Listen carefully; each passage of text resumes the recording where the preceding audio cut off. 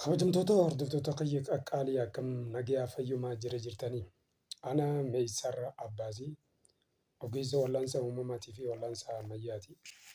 Kanaaf har'a dawaa bareedaa naachuraalii uumamaa ajaa'ibaa tokkoon qabadhee isinii dhiyaadhe viidiyoo kana hanga dhumaa dhaggeeffadhaa, irraa fayyadamaa, waliifis sheer godhaa. Miidiyaa keenya kana namoota biraa akka ga'e irraa fayyadaman godhaa isiniin jedha. Karaa dhibdee wal'aanuu dhufnee dubbachuudhaaf dawaa isaa jechuudha. Suni maali? Har'a dawaan nuti qabannee dhufne nama humnatti dhukkubbii qabu jechuudha. Asittis jilbattis, miila koomettis, mudhiidhaas, tasbii dugdaa tanaas, bakka mormaas, nama bakka bakkuma fedhe qaama isaa keessaa humnatti isaa guutuu dhaabbatuun dhukkubbii qabdu. Naachuraalii uumamaa waan mana keessaa nama hin qabne mana keenya hunda keessa jiru haala akkamiin itti fayyadamuu danda'a kan jedhamu irratti waa lama qabadhee isinii dhiyaadhe. Waa lamaan san akkaataa itti fayyadama isaatii fi maqaa isaatii wajjin isinii himaa. Kanaaf galatoomaa isiniin jedha, nu hordofaa. Meeysar Sabalamantarii Kilinikaalii Gahaa ogeessa wal'aansa uumamaatii fi wal'aansa ammayyaa adda durummaadhaan tajaajila qulqullii bareedaa yeroo dheeraaf kan ture keessattuu dhibee baasuur daqiiqaa 30 keessatti baqa isaaf ilaalan malitti wallaanee walaba taasifna.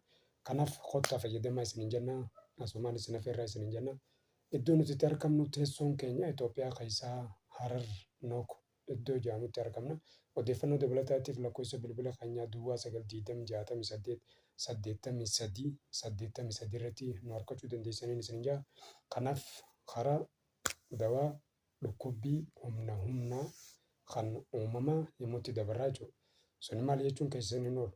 Namni mudhiin dhukkubdu, namni jilbi dhukkubdu, namni koomeen dhukkubdu, namni harki macaqattitti humna bakka qaama namaa hundarraa humna dhukkubbii qabaatte taanaan dhukkubbii lafeetii fi humnaatiif kan dawaa mana keessa kan jiru tokkoffaa zanjabiila.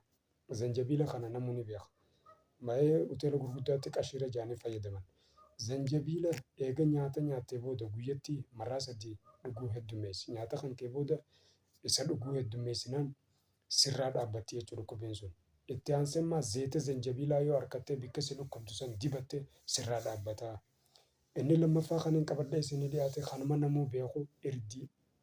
Karkam jedhama. Irdii bareedumminaaf dubartoonni fuula dibatan kana dhukkubbiidhaaf dawaadha. Farra infilaamatooriiti jechuudha. Kanaaf farra dhukkubbii dawaatii jechuudha inni jechuudha. Kanaaf isa akkatti dibattu akkasuma isa mankaa qabate kubbaa qonnatee akkasitti wal godhaa baay'ee isin argamfadhaa kan hordofan isin jaa galatuma.